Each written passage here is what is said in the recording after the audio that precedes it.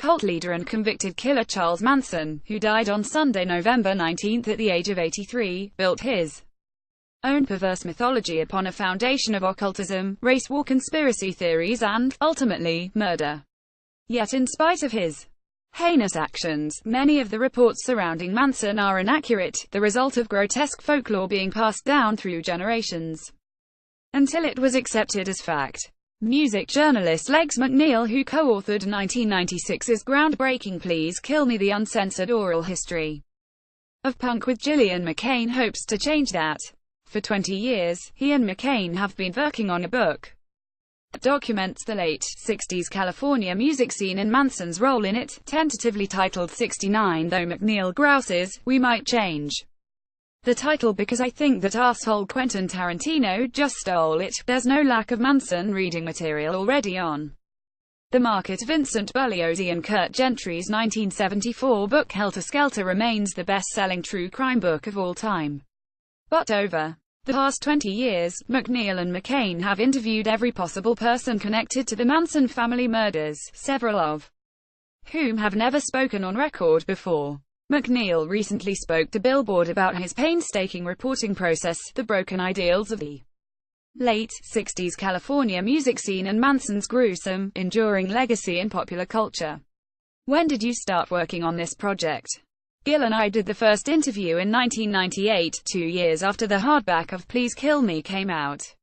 "What drew you to Manson in the first place?" For us, it was, how do people go from peace and love to murder and mayhem? That was kind of like, wait a minute. A lot of the story has not been told. I mean, Bugliosi was just getting fiction, and he wrote about it in such spacious terms: murder and death, zombies. But they weren't on drugs. But they were on drugs, but not when the murders took place. It was like, wait a minute, we're not getting the whole story here. So we went back, and for the last 20 years, we've been contacting people who have never talked to anybody, ever. We didn't know what the story was. Gillian and I just both knew we weren't getting the whole thing, and we needed to go back and talk to everybody. Did you ever talk to Manson? No, but we got his guy. I'm not gonna say his name cause the guy fucked us over eventually. But there was a guy who was Charlie's outside connection, and he was arrested at the prison for bringing weapons on the prison. He was a carpet wirer, so they called his carpet tools, which happened to be in his van, weapons. So we paid for a lawyer to get to him off the charges, which we did. So we had a contact with Charlie if we wanted to fact-check anything. But you know what? Charlie's just redundant, if nothing else. Charlie was redundant. It was all about how he'd been in prison all his life and he didn't do it. Charlie's of shit. He'll tell you whatever you want to hear. And you know what? There's a lot of stuff out there for Charlie to talk, and we have everything that anyone in the Manson family has ever said in a courtroom or a parole hearing. You know, because it's an oral history, you just need lots and lots of transcripts. And we have all those. So it's not like Charlie's gonna say it better to us. Talking to people who have never spoken on record is probably more illuminating anyway. Charlie's the least interesting part of the story. It's kind of the girl's story. It's basically how these women survived the 60s, or didn't survive the 60s. I mean, basically, it's a story about acid and pedophilia. Manson did so many disgusting things. Perhaps people somewhat overlooked his rampant misogyny. Every girl we've talked to has been beaten up by Charlie at some point. Every girl. It wasn't just one or two. He beat up everybody. Also, you couldn't leave. You had no options. It's not like you could go and check into a hotel and run away. These girls had no options. And Leslie Van Houten thought she was gonna get killed if she didn't commit the LaBianca murders. That's kind of an important point.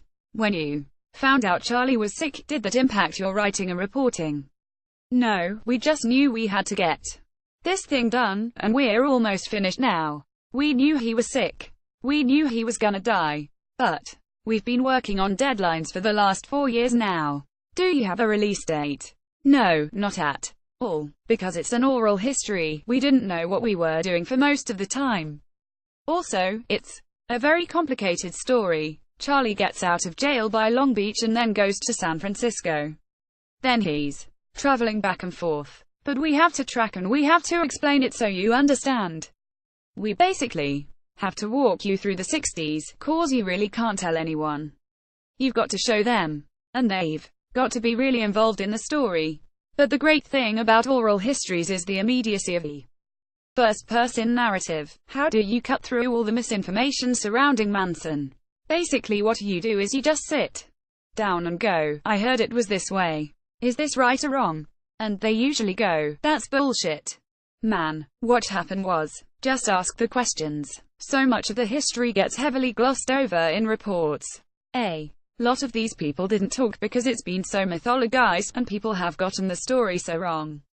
What we have to do is show from 67 to the end of 68 as being kind of groovy and fun, going along with the rest of the counterculture, and we have to show the change. Plenty of rock musicians have covered Manson songs throughout the years and worn his shirts on stage. What's your take on his enduring legacy in popular culture? He became the ultimate boogeyman during the 80s, during Sweeps Week. Whenever somebody wanted to up their ratings, they'd go and interview Charlie and he'd act like a crazy nut. They'd get their footage and show him with a swastika on his forehead, and their ratings would improve. So he's still the epitome of everything evil in the world. Whenever there's a joke, what do you think you are, Charlie Manson? But what do I think of it personally? Well, that's what's gonna happen when you become this iconic vision of evil. And Charlie knew what his audience was. He was playing to them. He wanted to get those 5,000 letters a week in fan mail. He played up his own character, just as musicians like Marilyn Manson later did when they invoked his image. And I think some of the musicians thought, hey, I like his music. Some of Charlie's music was not bad. They refer to him as a failed musician, which is not really the truth. I mean, he got songs on Beach Boys records. There's Dennis Wilson performing one of his songs on the Mike Douglas show. He was not this notalent scumbag.